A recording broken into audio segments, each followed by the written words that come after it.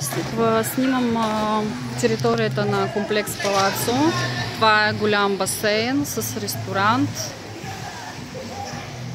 Ресторантът е доста голям, както го виждате. Има доста туристи през лятото. Много добре се отдава под наем.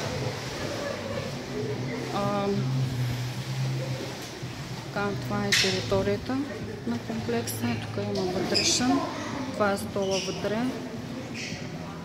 В момента сега нищо не работи.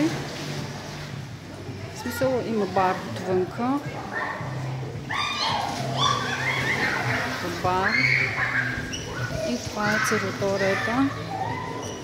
Цялата на комплекса. Много е близо до плажа.